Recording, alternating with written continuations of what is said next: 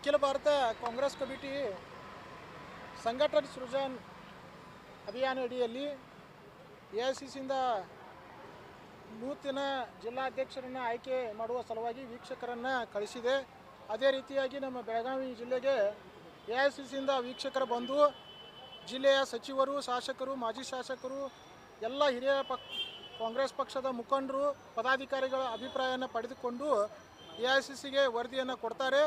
ಆ ಎಐಸಿಸಿ ವರದಿಯ ನೋಡಿಕೊಂಡು ಹೊಸ ಜಿಲ್ಲಾಧ್ಯಕ್ಷರನ್ನು ನೇಮಕವನ್ನು ಎಐಸಿಸಿ ಮಾಡ್ತದೆ.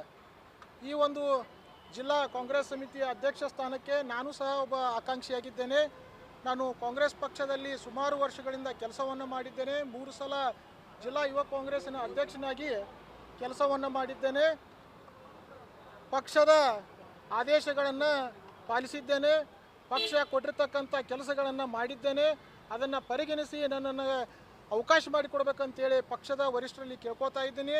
ಪಕ್ಷದ ಜೊತೆಯಲ್ಲಿ ನಾನು ಸಮಾಜ ಸೇವೆಯಲ್ಲಿ ತೊಡಗಿಸಿಕೊಂಡಿದ್ದೇನೆ.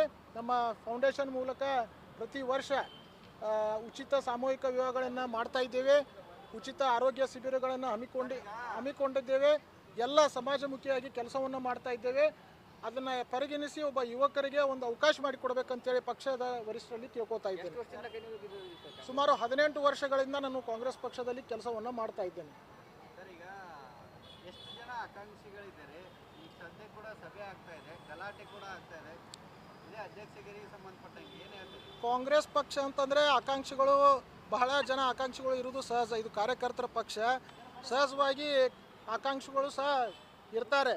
ಆದರೆ ಅಂತಿಮವಾಗಿ ಪಕ್ಷ ಅವರ ಕೆಲಸಗಳನ್ನು ನೋಡಿಕೊಂಡು ಅಂತಿಮವಾದಂಥ ನಿರ್ಧಾರವನ್ನು ಪಕ್ಷ ತೆಗೆದುಕೊಳ್ತದೆ. ಹೌದು ಸರ್, ನಾನು 20 ವರ್ಷ ಪಾರ್ಟಿಗೋಸ್ಕರ ಕೆಲಸ ಮಾಡಿದ್ದೀನಿ. 2007ದಿಂದ ಪಾರ್ಟಿ ಕಾರ್ಯಕರ್ತ ಆಗಿ ಇವತ್ತು ನಾನು KPCC ಮೆಂಬರ್ ಕೂಡ ಇದ್ದೀನಿ. ಈಗ ಯಾಕಂದರೆ ನಾನು ಆಕಾಂಕ್ಷಿ ಇದ್ದೀನಿ ಅಂತ ಹೇಳ್ತಾ ಇದ್ದೀನಿ ಅಂದರೆ, ರಾಹುಲ್ ಗಾಂಧಿ ಅವರು ಈಗ ತಳಮಟ್ಟದಿಂದ ಮೊದಲೇನಿತ್ತು, ಯಾರೋ MLA ಮಿನಿಸ್ಟರ ಹೇಳ ಕೂಡಲೇ ಇಮಿಡಿಯೇಟ್ಲಿ ಅದಕ್ಕೆ ಆಯ್ಕೆ ಮಾಡ್ತಿದ್ರು. ಈಗ ಆ ಥರ ಇಲ್ಲ. ಯಾರು ಕೆಲಸ ಮಾಡ್ತಾರೆ, ಯಾವ ಜನಕ್ಕೆ ತೊಗೊಂಡು ನಡೀತಾರೆ, ಯಾವ ಪಾರ್ಟಿಗೋಸ್ಕರ ಕೆಲಸ ಮಾಡ್ತಾರೆ, 24 ಅವರ್ಸ್ ಪಾರ್ಟಿಗೆ ಟೈಮ್ ಕೊಟ್ಟಿದ್ದಾರೆ. ಆ ಕಾರ್ಯಕರ್ತಾಗೆ ನಾವು ಇವತ್ತು ಒಂದು ಅವಕಾಶ ಕೊಡ್ತಾರೆ ಅಂತ ಹೇಳಿದ್ದಾರೆ. ನಾನು ಒಂದು ಮಹಿಳೆ ಇದ್ದೀನಿ, ಮುಸ್ಲಿಂ ಕಮ್ಯುನಿಟಿದಿಂದ ಇದ್ದೀನಿ. ಇನ್ನೂ ಮಟ್ಟ DCCದಲ್ಲಿ ಮುಸ್ಲಿಂ ಮಹಿಳೆಯರಿಗಾಗಲಿ ಮುಸ್ಲಿಮರಿಗಾಗಲಿ ಕೊಟ್ಟಿಲ್ಲ, ಎಲ್ಲ ಸಮಾಜಕ್ಕೆ ಕೊಟ್ಟಿದ್ದಾರೆ. ಬಟ್ ನಮ್ಮಲ್ಲಿ DCC ಅಧ್ಯಕ್ಷ ಆಗಿಲ್ಲ. ನಾವು ಕೂಡ ಕರ್ನಾಟಕದಲ್ಲಿ ಸರ್ಕಾರ ಬರಲಿಕ್ಕೆ ನಮ್ಮದು ಕೂಡ ಪಾತ್ರ ಇದೆ. ಬೆಳಗಾವಿಯಲ್ಲಿ ಪಕ್ಷಕ್ಕೋಸ್ಕರ ಹಗಲಿ ರಾತ್ರಿ ನಾನು ಕಷ್ಟ ಸುಖ ನನ್ನ ಮನೆ ಬಿಟ್ಟು ನಾನು ದುಡ್ದಿದ್ದೇನೋ. ನಾನು ಕೂಡ ಇದಕ್ಕೆ ಆಕಾಂಕ್ಷಿ ಇದ್ದೀನಿ. ಈ ಸಲ ನಮ್ಗೆ ಕೊಡಬೇಕು, ನನ್ನ ಕೆಲಸ ನಾನು ನೋಡಬೇಕು ಪಕ್ಷ.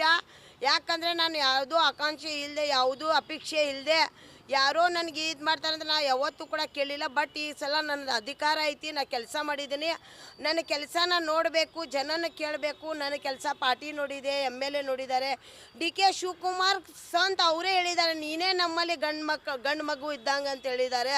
ಸತೀಶ್ ಜಾರಕಿಹೊಳಿ ಸಾಹೇಬ್ರಿಗೂ ಕೂಡ ಗೊತ್ತಿದೆ, ಲಕ್ಷ್ಮೀ ಹೆಬ್ಬಾಳ್ಕರ್ ಮೇಡಮ್ ಅವ್ರಿಗೂ ಗೊತ್ತಿದೆ, ಎಲ್ಲ ಮಿನಿಸ್ಟರ್ಗೆ ಗೊತ್ತಿದೆ. ಆಯೇಷಾ ಸಂದೀಪ್ ಪಕ್ಷಗೋಸ್ಕರ ಸಿಗ್ತೈತೆ ಅಂತ ಭರವಸೆ ಇದೆ. ಮತ್ತು ಅವರು ಕೆಲಸನ ನೋಡಿ ಕೊಡ್ತಾರಂದರೆ ಖಂಡಿತವಾಗಿ ನನಗೆ ಸಿಗ್ತಿದೆ ಅನ್ನಿಸ್ತಿದೆ. ಇಲ್ಲ